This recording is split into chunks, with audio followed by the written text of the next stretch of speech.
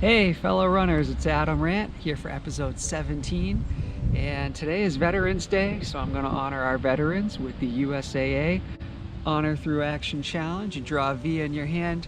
Normally there's initials that go around that, but there's so many of you guys that have served. I see you on social media and I'm thinking of you today. Have a great day. Also worth noting, my nephew has recently been inspired by my videos lately, and he went on a nice hike in Mount Greylock in western Massachusetts.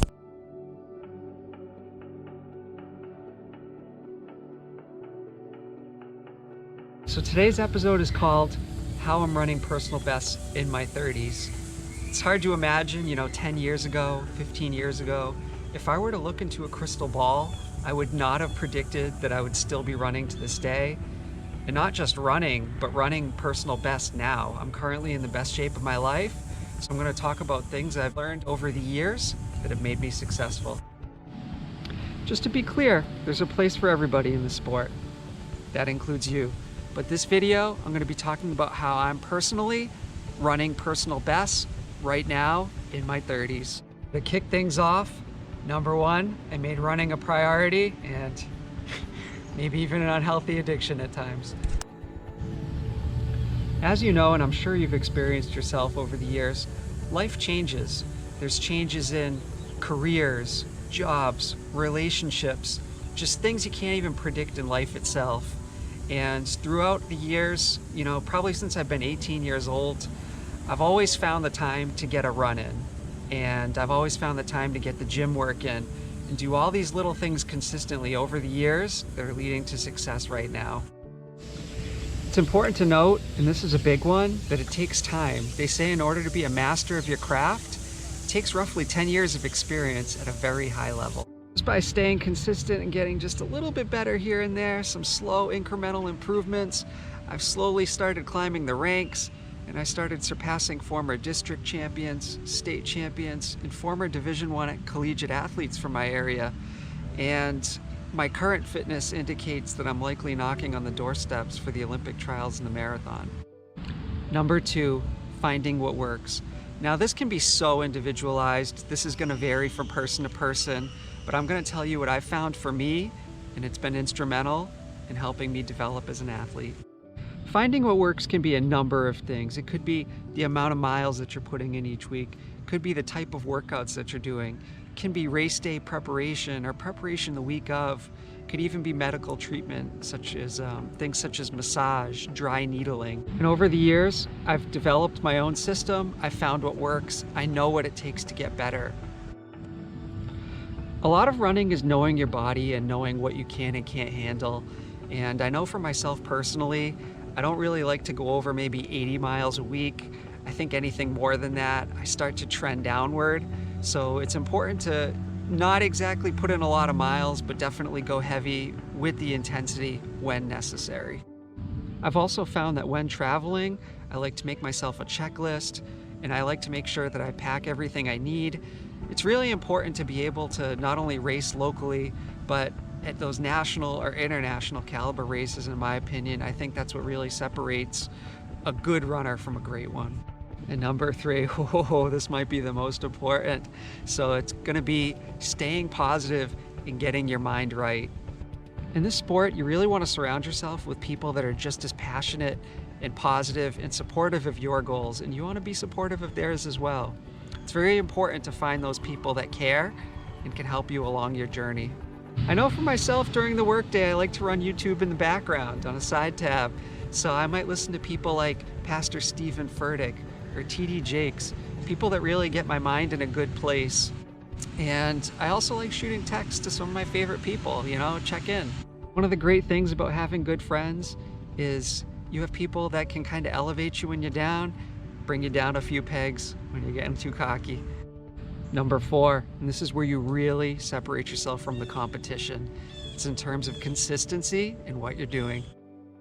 In my younger days, I used to have a coach that would always say, there's someone out there training. What he meant by that is the conditions. It doesn't matter if it's raining or it's snowing, 100 degrees out, freezing, or there's a global pandemic.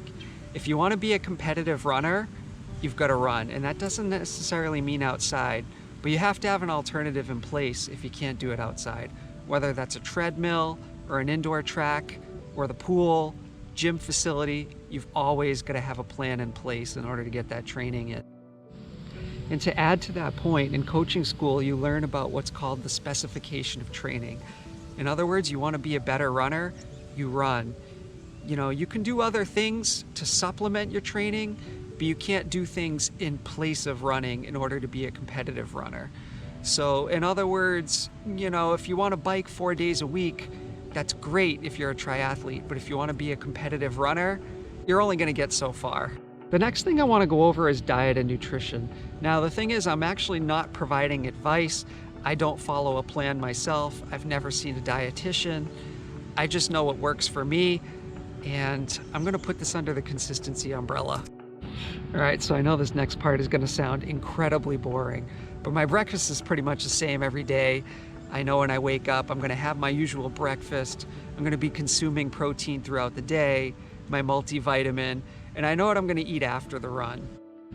I also know if I'm doing a hard effort, it's probably not, you know, a good idea to have the pizza or the tacos beforehand, kind of save them for after, you know, little things like that.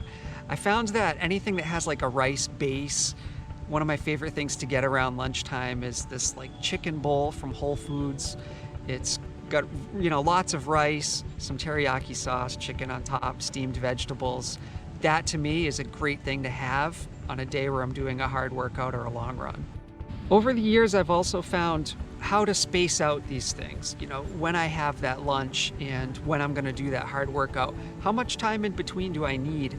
That's very important, because there's nothing worse than going out for a run and your stomach's not feeling good and you're gonna have an accident. You gotta scramble for the nearest woods or bathroom, whatever you could find. Also, establishing that plan on race day. Are you gonna have a goo? You're gonna, you know, when are you gonna eat on race day? How far before the race? What gear are you wearing? Do you have your uniform laid out? You wanna have all these things established so you're not scrambling the day of the race and do something like, it has happened, forgetting your shoes. Number 5, the fifth and final. So this is big. It's staying injury-free and finding the right equipment in order to stay injury-free. When I was younger, I was more injury-prone, and it was because, you know, the technology wasn't quite there yet, or maybe when I was younger, I didn't have the resources I needed. Well, as I've grown and progressed in my career, thankfully that also means more money in my pocket, and I'm able to do things like massage and physical therapy and get the right footwear that I need when it comes to those long runs, track workouts, and everyday training. And with that being said, I know I mentioned diet and nutrition earlier. My body's stronger as a whole. I'm feeling better. I have more energy, and I go to the gym every day. I'm really working on strengthening my body, and as a result, I haven't had a major injury in a very long time. I'm more durable than I've ever been ever. And the fact that shoes are so much better now, oh my God. I remember in the past, my everyday training shoes, if I used, you know, those in a track workout, I would go to the office the next day, I'm holding onto the handrails and, you know, walking like an old man. But with some of these new shoes that have the carbon fiber plates in them, I'm able to put in the work and feel fresh the next day and ready to go. And as a result, I'm able to put in the ideal amount of mileage and track work that I need in order to be successful. This concludes episode 17. Thank you very much for watching. Also, comment below. Do you agree with what I'm saying? Are you faster than me? And maybe you have something that I don't know. Feel free to pass this along to my audience. Anyways, catch you next time. Please like and subscribe. Have a great day, everybody. Happy Veterans Day.